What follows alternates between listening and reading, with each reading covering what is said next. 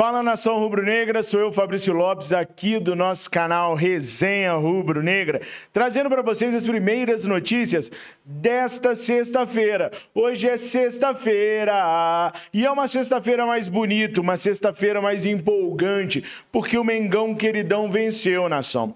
Vencemos e olha, já estamos a 9 jogos invictos, isso mesmo. Somando o Campeonato Brasileiro, Copa do Brasil e Libertadores, o Flamengo de Jorge Sampaoli acumula 9 partidas sem perder. E olha que a sequência não tem sido fácil, não. O Flamengo empatou o primeiro jogo da Copa do Brasil com o Fluminense, venceu o segundo jogo, venceu o Vasco da Gama na sequência e venceu ontem o Racing. 3 vitórias importantíssimas que muitos torcedores rubro-negros consideravam praticamente impossível de acontecer devido ao histórico da equipe rubro-negra nas últimas rodadas. Mas o Flamengo já está a 9 jogos invicto e é um bom momento para o Flamengo poder alavancar, para o Flamengo poder arrancar nas competições. O próximo jogo que o Flamengo vai ter vai ser com a equipe do Grêmio, sábado agora, no Maracanã. Se o Flamengo vencer a equipe de Porto Alegre, a equipe comandada pelo técnico Renato Gaúcho, vai fazer uma sequência de 4 jogos grandes, importantes, com vitórias, subindo ainda mais na tabela do Campeonato Brasileiro. Hoje, o Flamengo é 5º colocado na classificação geral do Campeonato Brasileiro. Mas, antes da gente falar de Nicolás de la Cruz, será que teve uma reviravolta na situação do Nicolás de la Cruz? Será que o River está dizendo mesmo que não vai vender mais o Nicolás de la Cruz? Apurei, nação. Que madrugada foi essa, tá?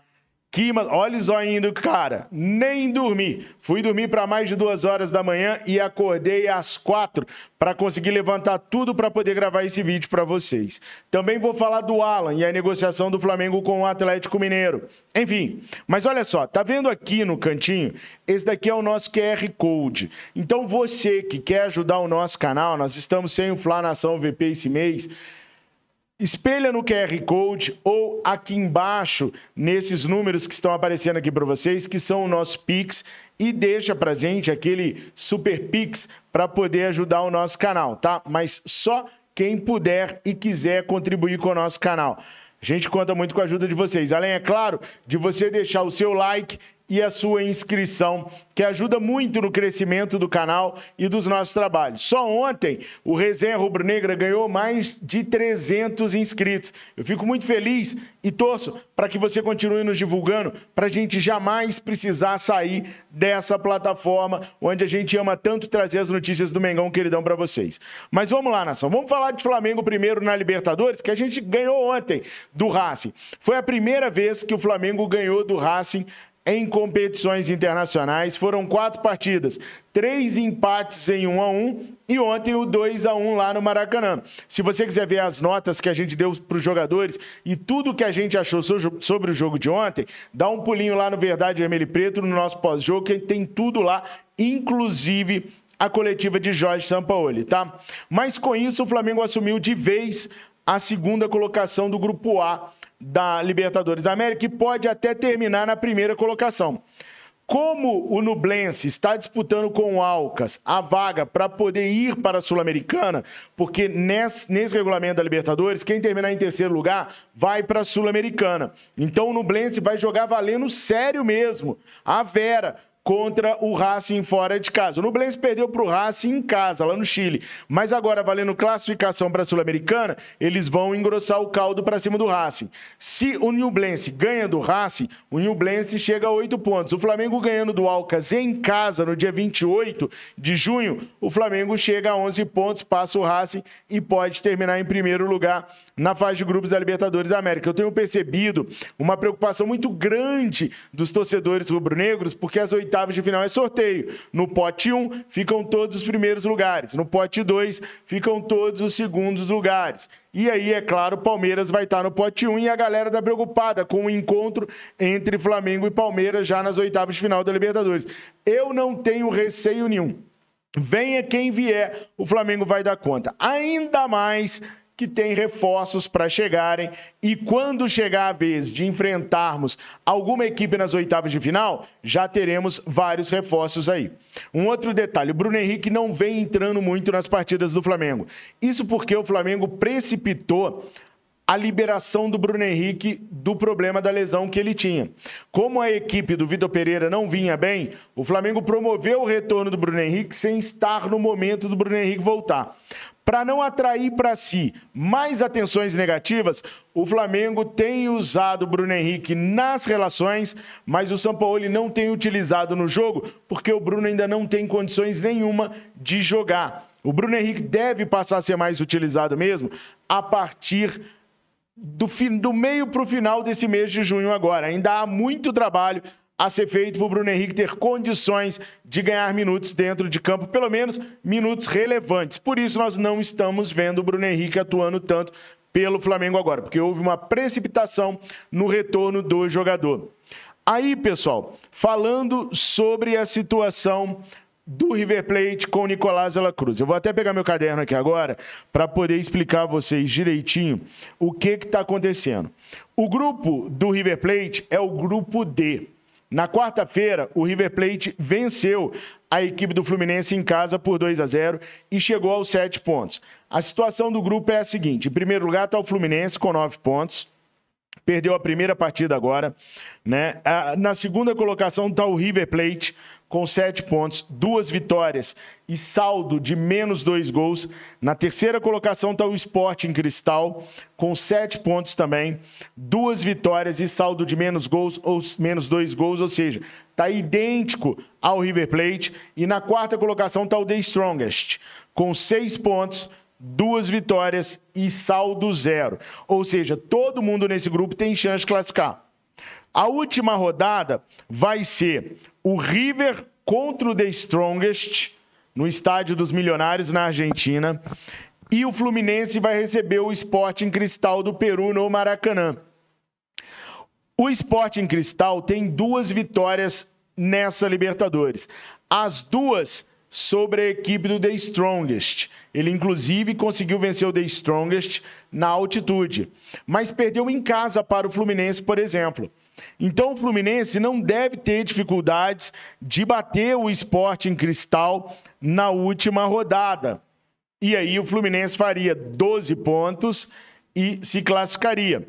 O River, que vai pegar o The Strongest na Argentina, não terá o fator altitude para te prejudicar. Sendo assim, o River Plate deve conseguir sua classificação para passar a próxima fase da Libertadores. O jogo do River contra o Fluminense era fundamental para as pretensões do River na Libertadores. Por isso, eu cheguei a postar no Twitter se a torcida do Flamengo torceria para uma derrota do River perante o Fluminense, porque facilitaria a saída do Nicolás de la Cruz. O que está acontecendo agora? Não é que o River bateu o martelo e não vai vender. O que acontece, pessoal, é que o River Plate, com a possibilidade de se classificar às oitavas de final, não vai ficar com o Pires na mão. O River Plate não passa por um bom momento financeiro. Se não se classificar às oitavas, vai ter que vender o Nicolás de la Cruz, sim. Mas se não se classificar, com a grana que vai entrar das oitavas de final, o River consegue manter o Nicolás de la Cruz até o final do ano, porque a janela de transferência vai fechar em agosto, antes do começo das quartas de final. Porque se o River cai nas oitavas, o Flamengo ainda poderia ter chance de contratar o Nicolás de la Cruz, porque ele poderia jogar as quartas de final pelo Flamengo. Só que as quartas é só depois que a janela fecha, então não teria tempo hábil da contratação acontecer. Por isso, se o River realmente passar de fase, a negociação ficará mais difícil. Não quer dizer que ela não acontecerá. Por quê? Porque talvez o Flamengo tenha que colocar mais dinheiro pelo Nicolás de la Cruz. Especula-se hoje que o valor que o Flamengo negocia com o River Plate esteja entre 7 e 8 milhões de euros. Com a possibilidade do River se classificar, esses valores podem subir para 10, 12, se o Flamengo quiser mesmo o Nicolás de la Cruz, o que poderia inviabilizar a vinda do Nicolás de la Cruz caso o Flamengo não queira pagar tão caro. Agora, o que é certo é que não vai acontecer mais nenhuma negociação para os próximos dias. O Flamengo queria fechar essas negociações agora. Só que com a possibilidade de classificação, o River não vai negociar hoje o Nicolás de la Cruz. Vai esperar a última rodada, que acontece nos dias 27 e 28 de junho, para poder decidir se vai ou se não vai negociar o Nicolás de la Cruz e por quanto vai negociar o jogador. Agora, se o Flamengo chegar lá amanhã com uma proposta de 12 milhões de euros, o que eu acho que não vai acontecer, aí o River negocia o cara amanhã, porque também não está rasgando dinheiro. E é uma vontade do jogador vir para o Flamengo. Então esse que é o panorama que tem hoje com relação ao River Plate e ao Nicolás de la Cruz. Não quer dizer que não vão vender, só não estão mais tão desesperados quanto estavam antes. Essas informações eu colhi junto a alguns jornalistas lá da Argentina, que a gente tem contato há muito tempo, tem um grupozinho de WhatsApp, eles foram pesquisando, foram me passando, eu fui questionando, fui procurando também. Então é isso. Não quer dizer que o River não vai negociar. Quer dizer que a negociação vai ser mais dura e que o River vai esperar a última rodada acontecer para bater o martelo com o Flamengo pelo valor que vai negociar o Nicolás de la Cruz. Já o Alan do Atlético Mineiro, a informação que eu tenho é que o Atlético Mineiro gostou da forma como o Flamengo abordou a negociação e por isso abriu as portas para que essa negociação acontecesse. Explico. Quando o Palmeiras, no início do ano, foi atrás da contratação do Alan, o Palmeiras foi no jogador e queria fazer o jogador brigar com o Atlético para sair. O Flamengo não fez isso. O Flamengo perguntou ao jogador, como é de praxe, o Alan, você tem interesse em jogar no Flamengo? Tem. Posso negociar com o Atlético? Pode. Aí o Flamengo foi no Atlético Mineiro, conversou com o Atlético Mineiro e está lidando com o Atlético Mineiro o tempo todo. O Atlético Mineiro viu a postura do Flamengo como sendo uma postura honesta, justa, diferente da postura que o Palmeiras teve. Por isso o Atlético abriu as portas para a negociação. Entre Atlético e Flamengo está tudo acertado para o Alan ser jogador do Flamengo no quesito valores. Tudo certo. O que a diretoria atleticana discute com o Flamengo é a forma de pagamento. Eu nunca vi, ou eu não me lembro, do Flamengo ter perdido um jogador por questões de forma de pagamento.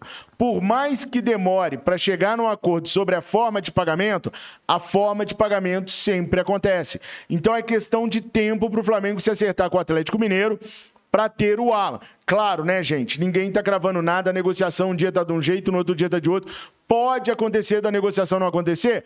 Pode. Mas hoje está tudo certo financeiramente entre Flamengo, Atlético Mineiro e tudo certo entre Flamengo e Alan. Falta acertar apenas a condição de pagamento, a forma de pagamento. O Atlético quer 6,3 milhões à vista e não quer a questão do 1,5 milhão de euros por premiação em caso do Flamengo ser campeão.